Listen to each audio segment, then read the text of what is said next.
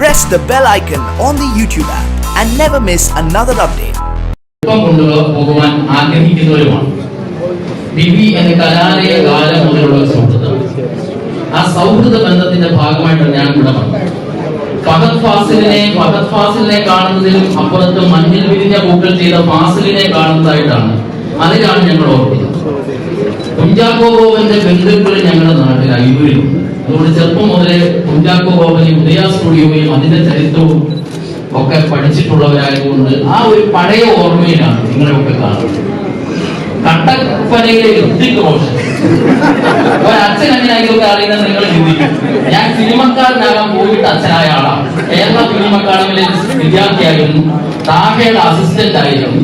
ഞാൻ എഴുതിയ ഒരു തിരക്കഥ ഇപ്പോഴും തലസ്ഥാനത്തിന്റെ നിർമ്മാതാവിന്റെ കയ്യിലും. സിനിമയിൽ നടന്ന സിനിമാ രംഗം അത്ര ഗുണമല്ലെന്ന് കണ്ടപ്പോഴാണ് ഞാൻ അച്ഛനാകാൻ പോയത്. പക്ഷെ ഇപ്പൊ മനസ്സിലായത് അച്ഛന്മാരുടെ രംഗവും അത്ര ശരിയല്ല. അപ്പൊ അങ്ങനെയുള്ള ഒരു രംഗത്ത് നിന്ന് കുറച്ച് നല്ല കാര്യങ്ങളുമായി ആരെങ്കിലും മുന്നോട്ട് വന്നാൽ അവരെ പ്രോത്സാഹിപ്പിക്കും. സ്വാമി ചിന്മയാനന്ദന്റെ അടുത്ത് ഒരു സ്കൂൾ തുടങ്ങാൻ ചെന്ന ആൾക്കാരോട് സ്വാമി ചോദിച്ചു, ഈ കൂട്ടത്തിൽ ആരുണ്ട് ഇതിനു വേണ്ടി ജീവൻ വെക്കാൻ? സമർപ്പണമാണ് പ്രധാനം.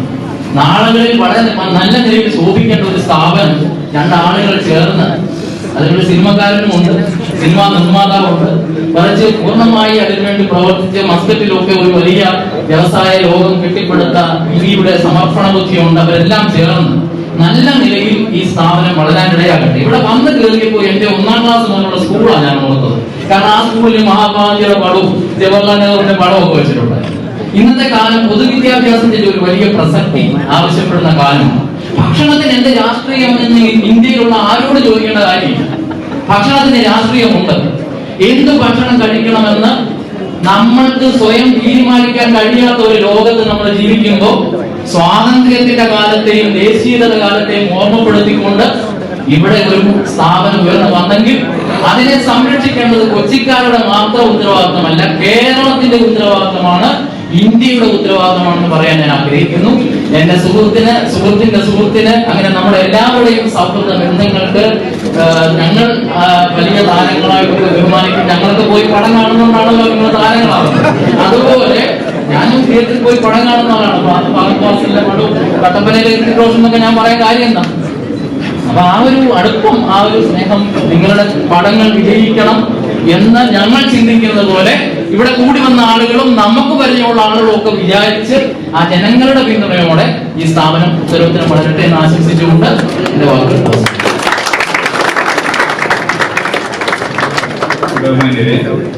ഞങ്ങളുടെ ഒരു പാർട്ണറായ ഡോക്ടർ സക്കറിയ തോമസിന് ഇവിടെ അമേരിക്കയിൽ നിന്ന് എത്താൻ പറ്റിയില്ല. അതുകൊണ്ട് അദ്ദേഹത്തിന്റെ സാന്നിധ്യം ഞാൻ അറിയിച്ചു കൊടുക്കുന്നു.